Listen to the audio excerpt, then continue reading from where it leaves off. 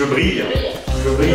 Tu sais ce que c'est, Tony, tu sais ce que c'est. De toute façon, tu sais, je commence à devenir un petit peu une star du petit écran, donc j'ai des exigences. Je ne veux que le maquillage de Rémi. Bienvenue, Tony. Salut Romain. Bonjour à toutes et à tous. Tony, merci d'intervenir dans cette librairie car tu es notre première biographie. Donc, très content de pouvoir montrer la diversité des ouvrages produits par les intervenants. Et tu es là pour Enfin Libre, aux éditions Artaud, donc qui retrace un petit peu ton parcours et puis qui pose aussi quelques questions. C'est intéressant d'en parler, qui parle de l'avenir de l'arbitrage, des moyens. Enfin, c'est passionnant et on va aborder tout ça dans quelques instants. Mais avant toute chose, c'est bien de te présenter. Donc, Tony, tu es à l'APM depuis 2019, si je ne dis pas de bêtises.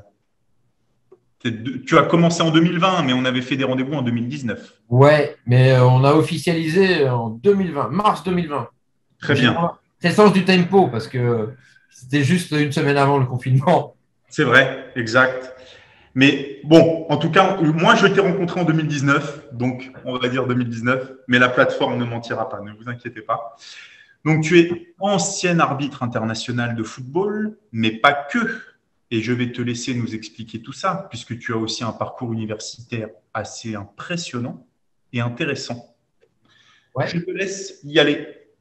Alors, oui, j'ai fait autre chose que l'arbitrage parce que j'ai fait deux choses en parallèle, à la fois arbitre international de football et puis j'étais aussi enseignant-chercheur à une époque en sociologie du sport à l'université de Grenoble. Donc, j'ai en gros, en parallèle de ma carrière d'arbitre, j'ai fait un DEA de sociologie, puis après, j'ai présenté une thèse en sciences politiques et j'ai enseigné à l'université de Grenoble la sociologie. Après, j'ai continué à faire d'autres activités, mais à un moment donné, il a fallu choisir entre le football et l'université et je suis allé là où mon cœur me poussait, donc je suis allé sur les terrains et j'ai mis entre parenthèses ma carrière universitaire, mais ça ne m'empêche pas de continuer à écrire de temps à autre pour des revues scientifiques. Ouais. Non, mais c'est bien de le préciser parce que les sportifs ne sont pas que des sportifs parce que tu es un sportif. Pas parce que tu ne Oui. participes pas au jeu en tant qu'acteur footballeur que tu n'es pas un sportif. Hein. Tu cours énormément. Faut quand même le dire. Alors, on court plus que les joueurs, donc il faut le rappeler. Alors, on court à peu près autant que N'Golo Kanté pour ceux qui regardent les matchs de l'équipe de France. Ça dépend des matchs, mais voilà. Donc, Tony, il faut préciser aussi que dans le réseau, donc tu es là pas pour témoigner de ton parcours d'arbitre, mais que tu es là pour nous parler de la prise de décision et le Oui. parallèle entre la prise de décision d'un arbitre et la prise de décision d'un chef d'entreprise, avec tout ce que ça comporte d'enjeux économiques, de pression, de prise de décision en équipe ou non, de ce genre de choses. Et on en reparlera à la fin, d'ailleurs, c'est intéressant de faire un petit point sur ta présence dans le réseau et ton ressenti. Alors aujourd'hui, donc, tu es là pour Enfin Libre, je le redis, ta biographie. On ne va pas rentrer sur les deux, trois points que beaucoup d'adhérents doivent connaître de ton parcours, mais l'idée aujourd'hui est de plutôt savoir pourquoi avoir fait une bio aussi tôt après ta carrière d'arbitre, dans un premier temps, et puis ensuite essayer de discuter sur la construction, le processus d'écriture, et puis sur Alors, d'autres questions. il se trouve que moi, je savais que j'allais faire autre chose que être arbitre à un moment donné, donc j'avais réfléchi à mon après-carrière. Euh, mais pour autant, un arbitre, en général, il arrête aux alentours de 45 ans. Et ce faisant, moi, j'avais anticipé cette fin de carrière et j'avais commencé à écrire. C'est un truc, j'avais même signé un contrat d'édition alors que j'étais arbitre. D'accord. Et, euh, et au cours de ma dernière année, j'ai écrit. Et pourquoi je l'ai fait? Parce que l'arbitre, c'est un personnage singulier dont on ne parle jamais et dont on parle uniquement sous le prisme de l'erreur. Et moi, je voulais en parler de façon plus positive, en montrer toutes les facettes et pas simplement le gars qui a mis un carton jaune ou qui a sifflé un penalty. Je voulais qu'on sorte un peu de cette caricature pour qu'on voit quel est ce rôle à la fois ingrat et si important. Donc voilà, ma démarche, elle était plutôt, on va dire, pédagogique parce que j'avais envie de laisser une trace et montrer ce que c'est que ce rôle d'arbitre. Alors la singularité, c'est que les arbitres ne s'expriment jamais. C'est ça. Et moi, je suis sorti de cette obligation, ce devoir de réserve, en me disant, voilà, à un moment donné, il faut que j'explique, je prenne un peu l'étendard en disant, voilà, les arbitres, ils méritent d'être connus déjà, dans un premier temps. Et puis, quand on connaît mieux les gens, on les respecte plus facilement. Donc, c'était aussi une démarche pour le respect de la fonction. Mhm. J'ai deux questions justement par rapport à ça. La première, c'est comment ça a été perçu en règle générale, le fait que tu prennes la parole et puis que tu nous emmènes dans les coulisses, hein, et puis tu dis clairement ce que tu penses. Ton discours n'est pas policé, tu y vas. Et ma deuxième question, c'est est-ce que après ce livre, les regards sur toi ont changé Alors, ouais. Alors, la première, je vais répondre à ta première question, c'est comment ça a été perçu? par les arbitres, par l'univers Ouais. du foot Alors, on va dire que par les institutions en elles-mêmes, ça leur a pas beaucoup plu, je dois dire, parce que tu l'as dit, moi j'y vais, je suis cash, donc j'explique ce que vivent les arbitres, enfin, comment fonctionnent les instances. Donc là, on est en immersion. Donc et comme c'est dans un univers où on n'aime pas trop parler de ce qui se passe en interne, ça a fait grincer quelques dents. En revanche, tous mes collègues arbitres, notamment ceux qui sont au plus petit niveau, Ouais. m'ont dit un grand merci. Merci de parler de la fonction, de montrer comme c'est difficile, comme c'est aussi une passion. Et pour moi, c'était le but à atteindre. C'était pas de faire plaisir aux dirigeants. Moi, je ne suis pas dans cette logique-là. Moi, je suis dans la logique de transmettre une vocation, une passion, et puis comprendre quels sont les enjeux sur un terrain de football qu'incarne l'arbitre. Après, est-ce que le regard des gens a changé sur moi? En externe, oui, beaucoup. Euh, Et plus positif, j'imagine. oui, oui, oui, parce que l'image médiatique elle est compliquée à déconstruire. Ouais. Donc ça passait aussi par un travail d'écriture. Je dirais presque que parfois, écrire une bio, c'est un travail thérapeutique aussi, hein. Donc moi, ça m'a permis de dire qui je suis et pas laisser les autres dire qui je suis, parce qu'ils ne me connaissent pas, ils restent à quelques a priori ou bon, parce qu'on aime bien coller des étiquettes aux gens. Donc par contre, une fois qu'on a l'étiquette, hein, c'est un peu le sparadrap du capitaine Haddock, on n'arrive jamais à s'en débarrasser. Donc, en revanche, ça a beaucoup changé le regard des gens sur moi, notamment des journalistes, qui ont commencé à se dire bon, ben, finalement, il n'est pas comme on l'imaginait. Et, euh, et puis, euh, et puis les gens qui sont venus à des séances de dédicaces et tout m'ont dit qu'ils avaient été bluffés par l'histoire. En fait, ça casse tellement de préjugés. Donc ça, enfin, c'est assez chouette d'avoir ce retour-là. Et puis, et, bon, c'est pas, c'est pas un concours, mais c'est un petit succès d'édition. Donc, à la Ouais. fois pour la maison d'édition, c'est un ouvrage qui leur a fait du bien. Et puis moi, ça m'a fait plaisir de voir que ben, il est sorti en poche, donc ça veut dire qu'il a bien marché. Voilà. Ouais. Non, mais c'est bien que tu parles de ce regard-là parce que je vais prendre mon exemple. Je pense, comme beaucoup de personnes, j'avais effectivement un avis sur Tony Chaperon de par les matchs que je vois, de par les équipes que je supporte. Et c'est vrai que cet avis est toujours un petit peu biaisé par le ressenti de supporters qu'on a. Et le fait de te rencontrer, et je prends cet exemple, on se moque toujours de moi, mais je le dis, tu prends les gens à contre-pied. C'est qu'effectivement, tu as joué ton rôle d'arbitre avec les embûches, certainement des erreurs ou quoi, mais c'était ton métier. L'homme est très différent et je le confirme pour l'avoir vraiment vécu. Donc, effectivement, au-delà du livre, je pense que te rencontrer, ça fait aussi comprendre certaines choses sur le monde du football, le fonctionnement, les rôles à avoir, la pression des instances qui font que, à certains moments, on ne peut pas non plus être qui on aimerait vraiment être. Et puis, il y a un truc qui est très juste que tu as dit, c'est que aujourd'hui, l'arbitre est professionnel, il est plutôt bien rémunéré, mais ça reste une passion. Absolument. pas certain qu'il y ait des arbitres qui fassent ça par obligation alimentaire, entre guillemets. C'est qu'il y a quand même une passion derrière tout ça. Oui, Donc, oui en fait, c'est ce qui nous anime. Alors, je vais faire un peu de teasing, mais je suis en train de réaliser un documentaire pour Canal+ qui va parler des arbitres.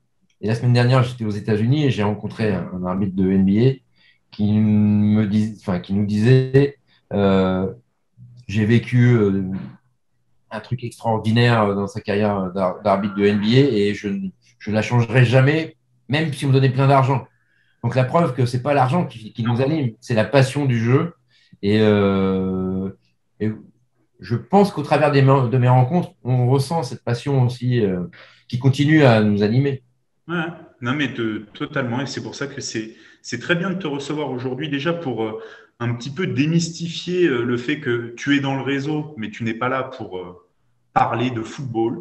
On en parlait. Non. Tu n'es pas là pour ça. Tu es là pour parler de ton parcours brièvement, mais faire le parallèle, et on va y venir, entre l'arbitre et le dirigeant, parce que c'est vrai que c'est souvent un rôle ingrat. On en parle surtout quand il y a des erreurs commises, mais pas quand ça va. Donc, c'est une analogie assez utile et parlante, je trouve. Avant justement de venir sur ce parallèle entre le dirigeant et l'arbitre, moi, je voulais te demander, tu en as parlé très brièvement, le processus d'écriture d'une bio. Comment Ouais. ça se passe? Est-ce que tu l'as Alors, écrit seul déjà ou tu as écrit avec quelqu'un? alors, j'avais commencé à écrire de mon côté et je Mhm. voyais que j'avais un problème de structuration. Ouais, Et moi, il me fallait un regard neuf parce que j'étais trop peut-être dans le détail. Et le grand public, il n'a pas besoin de détails. Et donc, j'ai rencontré un journaliste qui était un journaliste de foot que je ne connaissais pas. Et donc, on a discuté, on a mangé plusieurs fois ensemble, on a parlé du sujet. Et puis, on a convenu qu'on travaillerait d'une certaine façon. On a fait des entretiens. On a parlé comme ça, on s'est mis autour d'une table, soit avec un bon repas, soit avec un café, soit avec autre avec à chose. boire, autre chose. Voilà. Et puis, c'était des discussions entre passionnés. Parce que lui aussi était passionné, donc on s'est enregistré. Parfois, c'était des discussions qui duraient 4 heures. Alors, il a mis un temps fou à retranscrire. Il retranscrivait et m'envoyait la retranscription que je mettais en forme. Ok.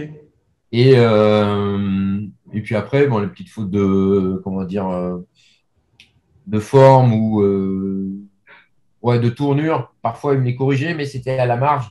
Donc, Oui, euh, donc, je dirais que je l'ai écrit avec ma patte, mais que j'ai été tutoré. oui.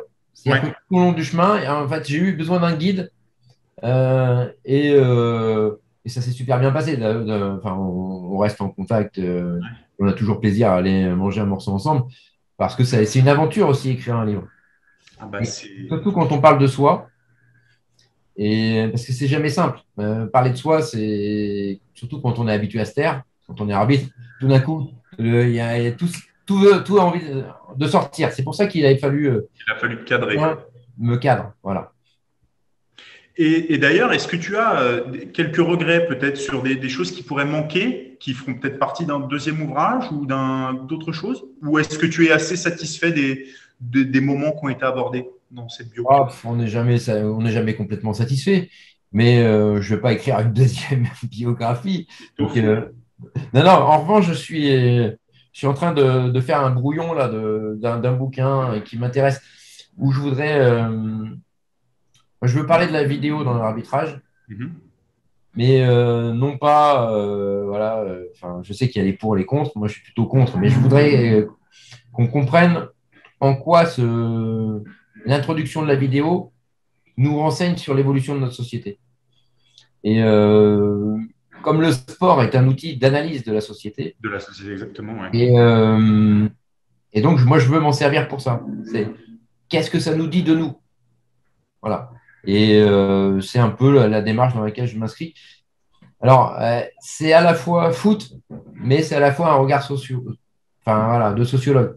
Donc voilà, j'essaye Les deux casquettes. toujours de mélanger mes deux casquettes parce que j'aime bien aller dans des mondes en fait, qui se côtoient mais qui ne se comprennent jamais, quoi. C'est-à-dire que moi, j'ai un pied dans les deux camps Et dans le monde universitaire, je suis le sportif, et dans le monde sportif, je suis l'intellectuel. Donc, je suis jamais à ma place, quoi. Donc, là, je marche sur les deux pieds. Mais ça va, tu t'en sors plutôt bien. Tu deviens pas schizophrène, par contre. Non, non, ça va mieux. Bon. Je suis guéri. Alors, tu nous as offert la transition, puisque tu l'as dit, et je suis d'accord avec toi, je partage, le sport est le reflet de la société. Mm. Et ce qu'on se dit depuis un certain temps et ce qu'on dispense aussi dans les rencontres, c'est que la société influence aussi le monde de l'entreprise. Et ça résonne. Toi, du coup, en termes de rôle dans le sport, l'arbitre, le garant des règles, tu serais le dirigeant dans le monde de l'entreprise. Est-ce que tu serais un dirigeant d'entreprise? Est-ce que tu aurais un autre rôle dans l'univers de l'entreprise? Bah, moi, je dis aux dirigeants que je rencontre, la première phrase, ou l'une des premières phrases, je leur dis que ce sont des arbitres qui s'ignorent. D'accord? Parce qu'ils arbitrent au quotidien. Ils prennent des décisions, et ils cadrent, ils gèrent des conflits, ils gèrent des erreurs. Ils prennent de bonnes décisions aussi, parce qu'il ne faut pas négliger ça, c'est qu'on prend aussi de bonnes décisions, mais on retient que les mauvaises. Donc, et puis, ils sont seuls. C'est ça. Et donc, tout ça, ça construit des parallèles entre nos deux fonctions. Et ce sont ce qu'on appelle les fonctions d'autorité, en quelque sorte, ceux qui décident pour les autres. Et je crois que chaque dirigeant se retrouve dans la posture d'arbitre au quotidien. Donc, l'analogie se fait assez vite, finalement, parce qu'il se retrouve assez facilement dans dans, ce- dans cette posture qui est à la fois délicate parce qu'il faut manager des hommes, mais prendre des décisions qui sont parfois impopulaires. On entend beaucoup plus quand ça se passe mal avec un arbitre ou avec un dirigeant que quand quelqu'un fait quelque chose de bien. Mais je pense que ça, c'est propre à la société aujourd'hui et ça prouve que ça va pas très bien en ce moment. C'est que on entend plus et on met en avant quand c'est mal fait, quand ça va mal, Mm. que les choses qui font avancer. Tu parlais de management, justement, toi, dans ton équipe d'arbitres assistants, c'est quand même hiérarchique ou il y a une responsabilité partagée? Parce qu'encore une fois, tu es au centre de la Ah, décision. moi, je considère que le leader, l'arbitre ou le dirigeant, il doit savoir s'entourer en premier temps. Et puis, une fois qu'il s'est entouré, il doit aussi transmettre des responsabilités et savoir déléguer. Donc, quand on est arbitre, on met ça en place. C'est-à-dire qu'on est à la fois le patron, parce que c'est nous qui avons le sifflet, on est les seuls à pouvoir arrêter le jeu et à prendre des décisions. On a des collaborateurs qui nous aident à la décision. Simplement, ceux-là, ils prennent moins la lumière et puis ils prennent moins de décisions importantes, puisqu'au final, il y en a un qui va les assumer. Donc, oui, il y a une hiérarchie. Elle est assez forte d'ailleurs, elle est assez verticale. Mais cela étant, dans une équipe, euh, moi, j'ai eu la chance de travailler avec des collaborateurs attitrés pendant des années. Et dans mon équipe, il y avait, alors, ils savaient qui était le patron, mais en même temps, il y avait une liberté euh, de communication entre nous.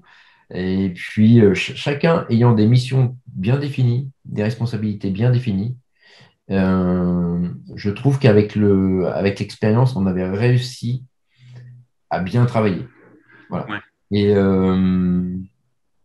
à faire à rendre des prestations qui étaient très correctes. Avec un petit pied de nez comme ça, c'est-à-dire que je n'ai pas pris les plus compétents dans mon équipe. OK. Ce qui est assez curieux, on se dit, mais c'est antinomique, c'est-à-dire qu'on ne peut pas être performant et si on n'est pas compétent. Je trouve que nous, on était performants parce qu'on créait des liens.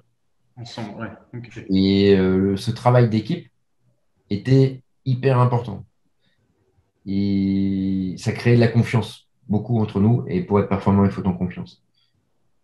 C'est des gens que tu as toi-même recrutés ou on t'a proposé différents profils et tu as dû trancher. Comment ça se passe? Parce que c'est vrai qu'on ne sait pas trop comment vous Mm. vous trouvez.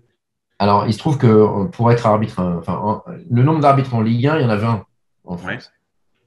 Le nombre d'arbitres assistants en Ligue 1, il y en a 30. Et les 20 peuvent choisir dans les 30. OK. Donc, c'est un peu son marché.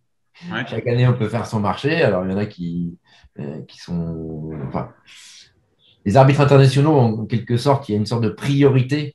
C'est-à-dire que si vous pouvez prendre dans la liste des 30, vous pouvez les prendre un peu plus. Enfin, passer avant les autres.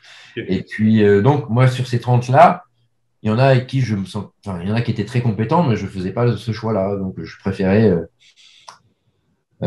travailler avec des amis. Enfin, Tu as misé sur le savoir-être plutôt que sur le savoir-faire. exactement. Mais il y a une chose qu'on ignore, c'est qu'un arbitre, il part en week-end avec ses amis tous les week-ends. Donc, Bah oui. toutes les semaines, moi, je quitte ma maison pour aller travailler. Mais quand je vais travailler, autant que j'y sois bien. Parce que si j'y vais à reculons, je serai moins performant. Donc, c'est aussi ça, peut-être qu'on peut transposer. C'est-à-dire que le bien-être dans l'entreprise est hyper important parce qu'on a plaisir à y aller et on est beaucoup plus performant quand on a du plaisir à le faire. Ouais. Non, mais c'est vrai que c'est des choses qu'on entend, notamment dans les sujets de recrutement, dans les sujets de conception de codir, qu'il faut peut-être aussi à un moment arrêter de miser sur un CV, mais plus sur une personnalité, sur Mm. les associations que ça peut créer, les amitiés qui peuvent naître, plutôt que de penser opérationnel et efficient, puisque Et c'est pas ce qu'on demande il y a un finalement. truc que tu viens de souligner et que moi je perçois aujourd'hui, c'est qu'on a deux assistants. Et donc, moi, je pouvais faire le choix de quelqu'un Ouais. et mon autre assistant, ça n'allait pas le faire, ça n'allait pas matcher. Donc, il fallait que je tienne compte aussi de ce collaborateur parce que tous les trois, on se retrouve à chaque fois. Bah Donc, oui. s'il n'y a pas d'entente entre les deux, ça ne peut plus fonctionner. Donc, ce n'est pas que moi qui suis en jeu là-dedans, c'est aussi les autres, comment ils fonctionnent entre eux. Et c'est un truc qui, moi, m'a beaucoup touché, c'est que je vois que mes assistants, bon, ils ne travaillent plus, hein, ils sont tous à la retraite, mais mes assistants, eux, ont des relations entre eux maintenant, Ouais. devenus amis. Et je ne suis plus là. Enfin, moi, je continue à les voir aussi, mais eux se voient sans moi. Donc, ça veut dire qu'il y a quelque chose qui s'est passé et j'ai su créer une alchimie pour que eux aussi fonctionnent entre eux. Fonctionne bien. Ouais. Mais tu sais, c'est le parallèle avec la maison APM, hein.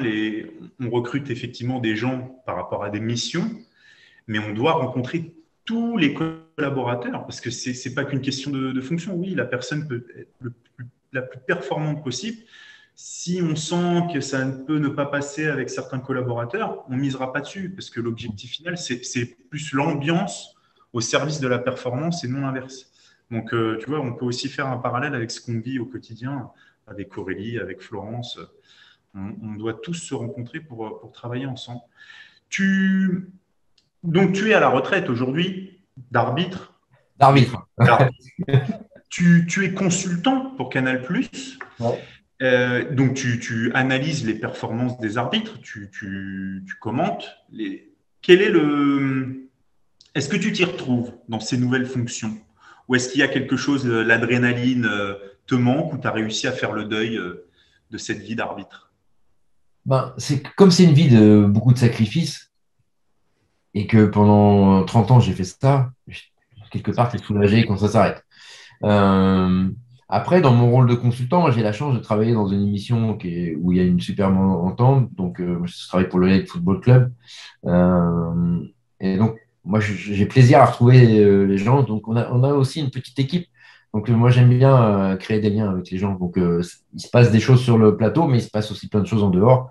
Et ça, c'est appréciable. Et j'ai aussi la chance qu'on m'ait fixé d'autres objectifs que de parler Ouais. d'arbitrage. Donc, on me dit, et surtout, on m'incite à donner mon avis sur le jeu, sur les joueurs, sur les schémas tactiques, etc. Parce que l'arbitre, il n'est pas juste là pour donner un coup de sifflet, il sait aussi analyser des matchs, des Oui. performances, etc. Parce qu'on est aussi au plus près du jeu. Et Vous êtes des parfois, privilégiés. oui, parfois on ressent des choses qu'on ne voit pas de l'extérieur. Moi, parfois, je sors des trucs, les gens me disent, mais comment tu sais ça? Ben, je sais parce que j'ai observé, je vois qu'il y a tel et tel joueur qui sont en train de se friter sur le terrain, ça peut dégénérer, il y a une relation conflictuelle qui se crée avec un partenaire, avec un adversaire, mais aussi avec l'arbitre, et ça induit aussi des comportements par la suite. Ça peut parfois engendrer des contre-performances. Et quand, Et je sais pas si, excuse-moi, je t'arrête là, mais je ne sais pas si tu as vu le match à Roland-Garros avec Federer à un moment donné. Il se prend la tête avec l'arbitre ouais, et il sort de son il sort du jeu. match. Et donc, il perd un set à cause de ça, parce qu'il est en train il est resté focus sur une altercation qui est complètement euh, anodine, mais il reste bloqué dessus. Et voilà, donc ces interactions, elles sont intéressantes. Oui, et puis c'est même un peu sociologique aussi. C'est un Ouais. regard, c'est sociologique sur le pourquoi je réagis de cette manière avec, enfin, d'individu. C'est non, non, mais de toute façon, tu as une double casquette qui finalement n'est pas si étonnante que ça. Je pense que la socio et le sport, ça communique Ah oui, oui. Moi, je plutôt suis bien, donc convaincu que tout c'est ça pas, fonctionne bien. c'est pas si fou. J'avais une dernière question justement sur donc ton rôle de consultant amélioré, qui ne parle pas que d'arbitrage. Comment c'est perçu aujourd'hui, après le livre que tu as fait, un arbitre qui parle aux arbitres après, enfin qui commente les performances? On sait que les sportifs anciens sportifs qui commentent aujourd'hui les performances des sportifs, ça passe pas toujours très bien. Toi, comment ça se passe? Ben, c'est toujours très, très mitigé parce que certains n'acceptent pas du tout la critique Ouais. et se disent ouais, et pourquoi tu critiques? Mais moi, je pense que ce qui plombe l'arbitrage, c'est qu'on n'explique jamais rien. Et un arbitre qui prend 95% de bonnes décisions dans un match. Et, ce qui est déjà beaucoup. Hein. C'est Mais on retient que les 5% où il s'est trompé. Et normal. c'est ça qui est malheureux. On a parlé des trains qui arrivent à l'heure et puis ceux qui sont en retard, mais c'est un peu ça. Et, mais je pense qu'il faut savoir expliquer les 5%. Parce que quand on les explique, on peut valoriser les 95%. Et moi, c'est cette mission-là que j'ai. Et je montre aussi les bonnes décisions. Ça, c'est un truc que j'ai obtenu de haute lutte, mais ça n'a pas été trop difficile avec le rédacteur en chef de Canal+, parce que c'était aussi une des conditions de ma venue. Mais oui, je peux montrer des choses qui vont bien parce que je suis capable de montrer ce Qui va pas. qui ne va pas. Parce que si on est dans l'apologie, ça n'a plus de sens. Il faut avoir un discours équilibré et à aucun moment je me permettrai de juger l'homme. On peut se tromper, on peut être moins bon un jour, et alors, ça peut arriver à tout le monde. Les joueurs sont parfois moins bons un jour, voilà, ils peuvent rater un match. Donc on n'est pas tous exceptionnels tous les jours. Et ça, il faut l'accepter. Et c'est pour ça que parfois certains me disent, t'es un peu dur, mais en revanche, enfin, moi j'ai surtout des retours d'entraîneurs aujourd'hui Mhm. qui me disent on apprend énormément de choses. Des trucs qu'on ne voit pas nous en tant qu'entraîneur et auxquels on s'était pas posé, enfin, pour lesquels on ne s'est pas posé de questions jusqu'à présent. Sauf que je les mets en lumière et eux, ça les fait réfléchir. Alors, je ne dis pas que ça change leur comportement, hein, il faut un peu de temps pour ça, mais voilà, et c'est un autre regard. Je peux dire des choses positives comme je peux dire des choses négatives, mais quand on est honnête, ça passe. Mais c'est encore un parallèle qu'on peut faire avec le dirigeant, c'est que on en parlait notamment l'année dernière avec tout le contexte Covid. On parlait de dirigeants irréprochables, qu'il fallait prendre les meilleures décisions dans ce contexte, mais finalement, enfin, quelle était la meilleure décision? Mais à partir du moment où les décisions étaient expliquées, c'était beaucoup plus facile de rattraper, de reconstruire, d'assumer. Enfin, c'est sûr que la transparence et l'honnêteté dans le dialogue et dans le discours, ça change tout. Et c'est vrai que pour un arbitre, on les entend pas, on les met sur le feu, sur le grill en permanence quand ça va pas, mais on les autorise pas à se prononcer sur leur performance. Et on peut faire le lien avec le dirigeant. Je pense que le dirigeant, le jour où il aura la liberté de s'exprimer, de dire clairement, bah là, je me suis trompé, mais on va rattraper. Mais je me suis trompé parce que je pensais que ça, c'était la bonne décision à cet instant T. Je pense que les choses iront mieux, en tout cas dans la relation entre les dirigeants, les collaborateurs, dans l'engagement au sein de l'entreprise. Enfin, ça me semble être une évidence aujourd'hui, mais ça va mettre du temps quand même à se mettre. Il faut creuser le sillon, tu sais. Et c'est très curieux parce que tu reprends exactement mes mots de conclusion de ce que tu viens de dire. Tu vois. Quand je fais une rencontre, je dis voilà, quand on prend des décisions, il faut savoir les expliquer pour les assumer. Et c'est comme ça que vous gagnez la confiance des gens. Mais je pense que c'est vrai que sur le papier, ça semble évident, mais c'est un effort hein, de devoir reconnaître quand on s'est trompé, surtout dans des postes où il y a un ego important qui permet d'arriver aussi à un certain niveau. Hein. Donc, c'est pas évident, mais petit à petit, Ouais, ça peut germer. Mais donc, on a plusieurs points communs et pas que celui qui semble évident à la caméra. pas que Donc, le t-shirt. c'est une bonne chose. Alors, on va clôturer. Tony, ce qui est intéressant et ce que j'aimerais savoir avant qu'on se laisse, c'est du coup peut-être de faire un petit retour sur ta première année au sein du réseau, parce que il y a une chose qui est sûre, c'est que tu es un personnage public. Tu viens du milieu du foot, tout le monde a un avis sur le foot, tout le monde connaît le foot. Comment ça se passe quand tu arrives dans les clubs? Est-ce qu'on t'attend le couteau entre les dents? Est-ce qu'on veut découvrir ton expertise ou est-ce que finalement on veut, Jean-Pierre Mocky, je crois, à mort l'arbitre, peut-être dis-nous un petit peu cette première année, comment ça s'est passé? Alors, bah, d'abord, moi, le premier bilan que je vais faire, c'est que je suis ravi. À chaque rencontre, je fais des rencontres exceptionnelles. Donc, moi, quand je pars, je me dis, je vais faire les rencontres. Voilà. Donc, et puis, je reviens, là, 9 fois sur 10, je suis ravi. Donc, j'ai rencontré des gens différents, formidables, curieux et tous intéressants. Donc, à chaque fois, moi, je suis épanoui de mes rencontres. Donc, ça, c'est le premier point. Je ne sais pas si c'est vrai dans l'autre sens, mais en tout cas, de mon point de vue, Ça a l'air d'être réciproque. de mon point de vue, je suis enchanté. Après, sur l'attente, je crois il y a une partie de supporters, on va dire, mais c'est une toute petite partie. Il y a une autre partie qui se dit, mais qu'est-ce que ça fait là? Quid de mon entreprise? Voilà. Qu'est-ce qu'il vient faire là, celui-ci? Voilà. Et puis, il y a une partie, j'aime pas le foot. Et sur cette partie-là, j'aime pas du tout le foot et je vais pas venir parce que ça m'intéresse pas le foot. Et je m'aperçois qu'il y a des gens qui... Alors, je vais faire ma minute misogyne. Souvent, les femmes me disent, j'aime pas le foot. Mais pas que, hein, mais majoritairement, et c'est souvent les femmes qui viennent pas. Mais celles qui viennent me disent souvent, je suis venu en traînant les pieds. Et en Ouais. fait, je suis ravi d'être venu. Donc pour moi, c'est gagné parce que c'est quelqu'un qui vient pas là pour parler de foot et à qui j'ai pu transmettre quelque chose qui n'est pas du foot. Ouais. Et c'est le sens de la rencontre. C'est-à-dire que j'ai réussi à lui faire comprendre que ma posture de footballeur ou d'arbitre de foot, en fait, n'est pas qu'une posture de sportif. C'est une posture de dirigeant et de manager. Et ça, tout de suite, ces personnes-là qui viennent à reculons, on va dire, ou sans a priori de supporters, elles sont beaucoup plus faciles Elles sont plus à réceptives. embarquer Ouais. parce qu'elles sortent d'une logique foot, parce qu'elles ne sont pas du tout dedans. Et c'est souvent cela qui retire le plus de satisfaction de la journée. Ouais. Et alors, donc, moi, ça me plaît bien, parce que finalement, j'amène des gens dans mon univers, et puis nos univers se percutent, en fait.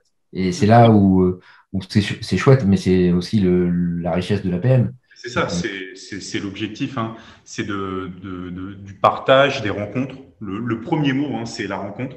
Et puis de croiser des univers totalement différents. Donc, même si on a compris que le parallèle était assez évident, finalement, entre le dirigeant et l'arbitre, mais en même temps, le sport et l'entreprise, ben, ça a des fonctionnements différents et on croise les univers. Donc, non, non, c'est bien. Ça incarne et ça représente les différents objectifs qu'on veut mettre en place. Donc, tant mieux. Très satisfait aussi. Je précise quand même à l'APM, nous, les filles, elles aiment bien le foot et elles sont plutôt bien placées dans le classement des pronostics de l'Euro, là, et ça nous embête un petit peu. Je pense à Florence qui est derrière nous. Florence est bien placée. Sandra Valérie aussi, plutôt bien placée. Donc, voilà, ça, c'est plutôt ennuyeux et on aimerait bien être un peu plus misogyne et leur dire n'aimez pas le foot et sortez de là et on occuperait les premières places des pronos. Je vais envoyer mes pronostics à Sandra dans ce cas, parce que moi, comme je suis nul, elle va Voilà. plonger le classement. Envoie à Sandra, envoie à Florence. Florence, surtout, est très bien placée. Il faudrait qu'elle perde quelques places. Bon, Tony, c'est un plaisir, le temps file. Avant de se laisser, je vais quand même te demander la question que je pose à tous les intervenants, puisqu'on est dans la librairie. Est-ce que tu as deux, trois ouvrages à nous conseiller, nous partager, qui t'accompagnent ou qui t'ont plu, qui t'ont marqué? L'été arrive, même si les vidéos ne sont pas datées, désolé Aurélie. C'est toujours bien de conseiller quelques lectures. Tu peux nous parler de Batman, si tu veux, comme on a dit Ouais, Joker. ça, c'est la chambre de ma fille. Alors, attends, bouge pas. Tiens, je vais vous faire un truc, mais c'est. euh, puisqu'on parlait de bibliothèque, attends, parce que là, je vous emmène comme ça. On va sur la librairie, une bibliothèque, Aurélie. Bon, voilà. Donc, Ah oui, il y a deux, trois livres là, et puis il y en a en bas là aussi, là, dans les poches. Donc, je sais pas. Moi, je suis fan. Alors, je suis fan de. Bon, alors, qu'est-ce que je pourrais vous. Vidocq, les mémoires de Vidocq, tiens. Ah, ouais, c'est Xavier Mauduit que j'ai rencontré à un salon du livre que j'ai. Voilà. Moi, alors, je suis un grand fan de Philippe Dian. Donc, ouais, j'ai toute la collection des Dian. Alors, L'été meurtrier, si je je ne sais dis pas. pas de bêtises. Ah non, pas du tout. 37 le matin. Oui, 37-2, pardon. Quel idiot, Béatrice Dalle. Je confonds avec Isabelle Adjani, pardon. Paul Auster aussi, mais voilà. Et en ce moment, qu'est-ce que je peux vous. Alors, si, juste pour le titre, Allez. pour rigoler. Il faut rigoler un peu. Oh, très bien. Voilà. Voilà. Donc, non, c'est un auteur britannique qui est très, très, très, très drôle. Eh ben, je le dis. Voilà. Mais Non, non, mais je le dis à Aurélie qui n'a voilà. pas lu le titre, c'était Comment se sortir d'une poupée gonflable. Voilà. Et de, et de beaucoup d'autres ennuis Voilà. encore. Voilà. Le sous-titre est. Voilà, voilà, non, sinon, j'aime beaucoup les Paul Auster, mais enfin, c'est difficile de choisir hein, quand on a une Ouais. grande bibliothèque. C'est difficile de s'arrêter à un seul livre, mais voilà. En fait, je relis des classiques. Alors, Mais non, mais c'est très bien. L'idée, tu nous as donné quelques noms.